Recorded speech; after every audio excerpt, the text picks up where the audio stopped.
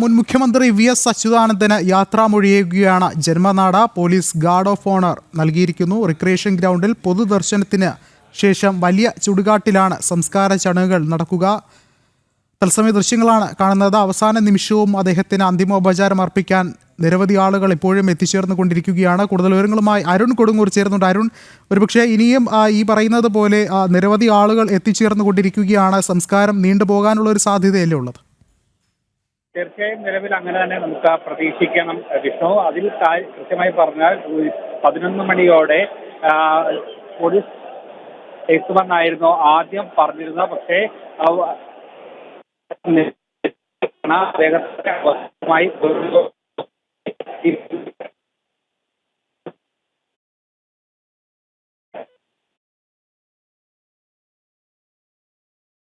Yes, Arun സൂചിപ്പിച്ചതുപോലെ തന്നെ, കാരണം നല്ല തിരക്ക് തന്നെയാണ് ഇപ്പോഴും അനുഭവപ്പെടുന്നത്. അവസാന നിമിഷവും തങ്ങളുടെ പ്രിയ നേതാവിനെ ഒരു നോക്ക് കാണാനായി വിവിധ ദേശങ്ങളിൽ നിന്നുള്ള ആളുകളാണ് എത്തിച്ചേരുന്നത്.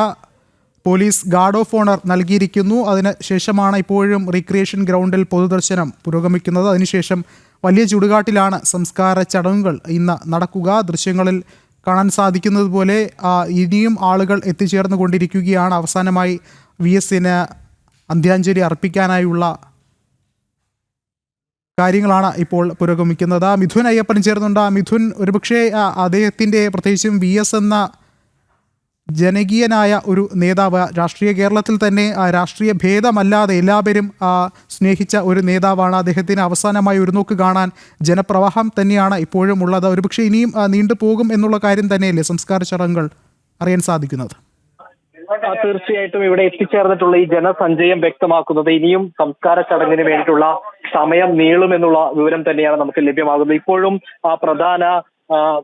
പ്രധാന പൊതുദർശന ചടങ്ങ് പൂർത്തിയായിട്ടില്ല എന്നുള്ള വിവരം ലഭ്യമാകുന്നു. അതുപോലെ തന്നെ അവിടെ നിന്ന് സംസ്കാരം നടക്കുന്ന ഈ വലിയ ചുടുകാട്ടിലേക്ക് മൃതദേഹം എത്തിക്കേണ്ടതുണ്ട്. അത്തരത്തിൽ ഈ പാതയിലുടനീളം ഈ അവരുടെ പ്രിയ നേതാവ് വി.എസ്. അച്യുതാനന്ദനെ കാണുന്നതിനും അന്തിമോപചാരം അർപ്പിക്കുന്നതിനും വേണ്ടി നിരവധി ആളുകളാണ് ഇപ്പോഴും ഇവിടെ എത്തിച്ചേർന്നിരിക്കുന്നത്. ഇന്ന് രാവിലെ മുതൽ ഈ കമ്മ്യൂണിസ്റ്റ് പാർട്ടി സംബന്ധിച്ചിടത്തോളം ഏറ്റവും ചരിത്രമുറങ്ങുന്ന, അതുപോലെ തന്നെ വൈകാരിക ഇടം കൂടിയായിട്ടുള്ള ഈ പുന്നപ്ര വയലാർ രക്തസാക്ഷി മണ്ഡപം ഉൾക്കൊള്ളുന്ന ഈ വലിയ ചുടുകാട്ടിൽ അവിടേക്ക് നിരവധി ആളുകളാണ് ഇവിടേക്ക് എത്തിച്ചേർന്നിരുന്നത്.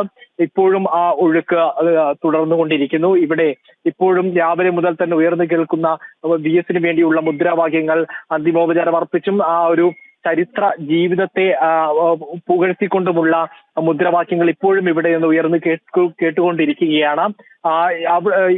വൈകാതെ തന്നെ ഭൗതികദേഹം ഇവിടെ ഈ വലിയ ചുടുകാട്ടിലേക്ക് എത്തിക്കേണ്ടതുണ്ട്. ഇവിടെ ചടങ്ങുകൾ പൂർത്തിയാക്കേണ്ടതുണ്ട്. പോലീസിന്റെ ഗാർഡ് ഓഫ് ഓണർ ഔദ്യോഗികമായിട്ടുള്ള ആദരവ് അർപ്പിക്കുന്ന ചടങ്ങുകളെല്ലാം തന്നെ ഇപ്പോൾ അല്പസമയം മുമ്പ് പൊതുദർശനം നടന്ന ഇടത്ത് പൂർത്തിയാക്കിയിരുന്നു. ഇപ്പോൾ ഇവിടെ ഈ സംസ്കാരം നടക്കുന്ന വലിയ ചുടുകാട്ടിലേക്ക് എത്തിക്കുക, അവിടെ അവസാനഘട്ട അന്തിമോപചാരം അർപ്പിക്കുക, അത്തരത്തിലുള്ള നടപടികൾ മാത്രമാണ് ശേഷിക്കുന്നുള്ളത്. ഞാൻ നേരത്തെ സൂചിപ്പിച്ചതുപോലെ തന്നെ ഏറെ വൈകാരികമായിട്ടുള്ള ഇടമാണ് കമ്മ്യൂണിസ്റ്റ് പാർട്ടിയെ സംബന്ധിച്ചിടത്തോളം ഈ വലിയ ചുടുകാട് എന്നുള്ളത്. ചരിത്രത്തിന്റെ ഭാഗമായിട്ടുള്ള ഇടം, അവിടേക്ക് ചരിത്രം സൃഷ്ടിച്ച ഒരു കമ്മ്യൂണിസ്റ്റുകാരൻ, ചരിത്രത്തിന്റെ ഭാഗമായിട്ടുള്ള അവരുടെ നേതാവിന്റെ ചടങ്ങുകൾ കൂടി ഇവിടെ നടക്കുകയാണ്. അത് ഏറെ വൈകാരികമായി, ഏറെ പ്രവർത്തകരെ സംബന്ധിച്ചിടത്തോളം ഏറെ വൈകാര്യമായി കാണുന്ന ഒന്നാണ്. അതുകൊണ്ട് തന്നെ ഈ സംസ്കാര ചടങ്ങിന് മഴയോ അതുപോലെ തന്നെ ഈ പ്രതികൂലമായിട്ടുള്ള കാലാവസ്ഥയോ ഒന്നും വകവെക്കാതെ ആളുകൾ ഇങ്ങനെ എത്തിക്കൊണ്ടിരിക്കുകയാണ് എന്നുള്ളതാണ്.